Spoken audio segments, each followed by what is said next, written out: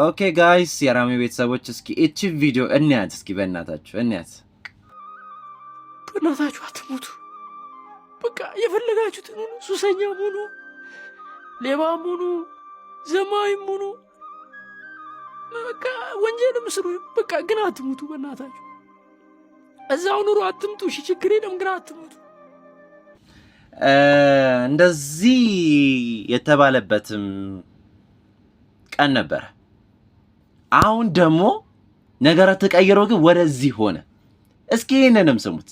በዝሙት ቀስቃሽ ዳንሶቿ የምትታወቅ በዝሙት ቢያልፍልኝ እናንተ ምን ቸገራችሁ የምትል ከባለ ሀብት ጋር የመተኛት እድሉን ባገኝ አይኔን አላሽም ያለች መግለጫ የምትሰጥ ብልክ ብላ እንዳደገች በይፋ የምትናገር ሴት ለአንድ ድርጅት ሳይሆን ለአንድ ገዳም ማስታወቂያ ሰርተዋት ማየቴ ትንሽ አስደነገጠኝ።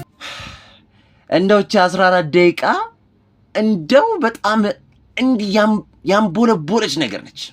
በጣም የምታም ነገር ነው የተናገርከው። ምንም ቢሆን እኮ ሰው እኮ እንደዛ ነገር የሚያደርገው እኮ ወዶ አይደለም። ወደ ሶሻል ሚዲያ ነው፣ ወደ ሶሻል ሚዲያ መታችሁ ስሩ፣ ገንዘብ አግኙ ስትል የነበርከው እኮ አንተም እኮ ነበርክ። አንተም እኮ የድሮ ማንነት ኖሮ እኮ ተቀብለናል። ስንት ነገር ሰርተህ እኮ ተቀብለናል። እኛ ስንመጣ እኛ ስንጀምር ግን እንደዚህ የሚኮሰኩስ ነገር ምንድን ነው? 8 ደቂቃ ቲክቶከሮችን ተናገራል። ቲክቶከሮች በደንብ አድርገህ ረግጠህ ተናገራል። ከ8 ደቂቃ በኋላ ደግሞ ያለውም ደግሞ ምንድን ነው የተናገርከው? የእሷን ቤተሰብ ጨምሮ አንተም ራሱ እሷን ተናግራል። አንተ የትኛው ፈላሽ ቆራጭ ነህ? አንተ የትኛው ጻዲቅ ነህ? እንደዛ ብለህ ልትናገር የቻልከው የትኛው መብትነትና የትኛው ስልጣን ተሰጥቶ ነው? ቲክቶክ የሰጠ ስልጣን የለም። ዩቲዩብ የሰጠ ስልጣን የለም። እቺ ፕሮሞሽን ለእንትን ለማለት ስትል የሰውን የድሮ ታሪክ ቀስቅሰ እንትን ትላለህ። እንደው እቺን ሳምንት ያልሞላት ልጅ ራሱ እኮ ኤውላ እኮ የደረሰባት እኮ በሰው ምላስ የሞተችዋ ስም ማንሳት አልፈልግም።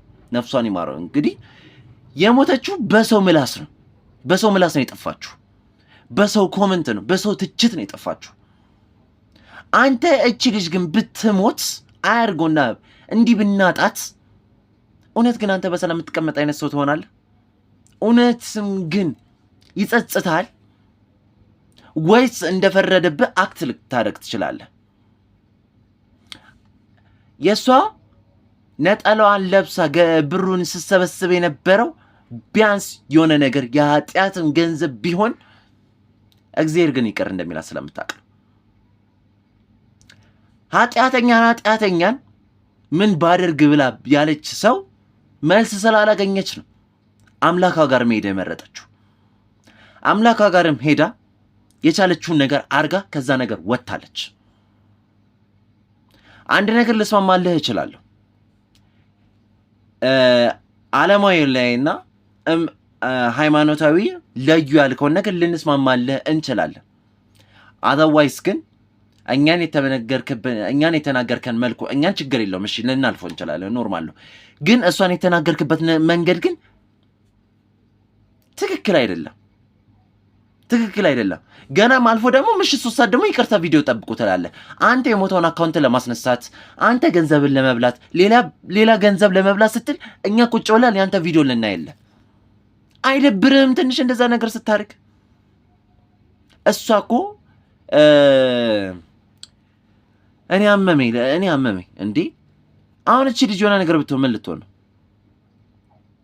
እኛ እኮ ባምቢን የድሮ ማንነቷን እኮ ብዙ ሰው እኮ ተቆጥታት እኮ የተመለሰች ነች። ሰው በቤተሰቧ በቲክቶኩም ዓለም በሶሻል ሚዲያው ዓለም በእምነቱም ይቅር የተባለች ሰው ነች። አንተ ግን ገንዘብን ለመብላት ስትል ይህን ነገር ለማግኘት ስትል የድሮን ታሪኳን ትቀሰቀሳለህ። አንተ ንጹህ እንደሆንክ ሰው ማለት ነው። አንተ እምነት ላይ ስላለህ እኮ ንጹህ ነህ ማለት አይደለም። ይሄን ወቅ ሁላችንም ኃጢአተኛ ነን።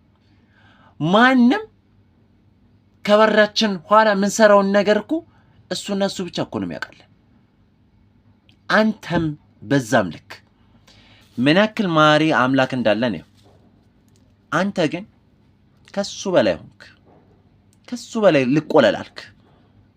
የሱን ዙፋን ተመኘ። በጣም የምታሳፍር ነገር ስራ ነው የምትሰራው። አንበሳ ምናምን ብለህ እኮ ስትናገር እኮ አንተም እኮ እዛ ውስጥ ነበርክ። አንበሳ ይወርዳል፣ አንበሳ ምንፈራ ነበረ። አሁን ግን አንበሳ ደስታችን ምንጭ ነው ያልክ ነው። ከበግም ከምንም ስትል ነበር። አንተም እኮ አንበሳውን እኮ ነው የምትመኘው። አንበሳውን ባገኘው እያልክ እኮ ነው የምትፎክረው። እንዴት እንደዘለልክ እኮ እናያለን። አስገባለሁ፣ እዚች ጋር አስገባለሁ። ገና አንበሳ ያመጣብን ጉድ። አንበሳ ድሮ የሰው ልጅ በጣም የሚፈራው እንስሳ ነበር አይደል? አሁን አንበሳ ከበግና ከበሬ በላይ በፍቅር የሚወደድበት ዘመን ላይ ደርሰናል። እንደምታውቁት በዘመናችን ሰዎች አንበሳ እንዲሰጡን እማናደርገው ነገር የለም። አንበሳውን የሚሰጠን ሰው ጣዖት አምላኪም ይሁን ወንጀለኛም ይሁን እጽ አዘዋዋሪም ይሁን ሰርቆ ያመጣውም ይሁን በዝሙትም ያምጣው ምንም የምናውቀው ነገር የለም። ከዛ ምን አልክ? ያ ሰው ኃጢአተኛ ይሁን ተጠንቁሎበት ይሁን ምን ይሁን እኔ እንዴት ነው የመጣልህ የወላ ነገር? እኛ ህዝቡም ይቅር ሊል የሚችልበት መንገድ ምን እንደሆነ ታውቃለህ? እሷም ይቅር እንደምትል በምን እንደሆነ ታውቃለህ? ይቅርታ ገና እንፈልጋለን። ይቅርታ የምንፈልገው ገና ይህን ቪዲዮ ሳፖስተው ማለት ነው። ይህን ቪዲዮ የፖስት ከሆነ ራሱ እንድታጠፋለን እንፈልጋለን። አንደኛ ነገር። ሁለተኛ ነገር ደግሞ ይህን ነገር የምትለው ነገር ላይቭ ላይ መናገር ትችላለህ። ላይቭ ላይ ተናግረህ ቢወጣልን ይሻላል። ድጋሚ ሌላ ፕሮሞሽን ልትበላ አይደለም። እናንተስ ምን ትላላችሁ? እስኪ ኮመንት ላይ አስቀምጡልኝ።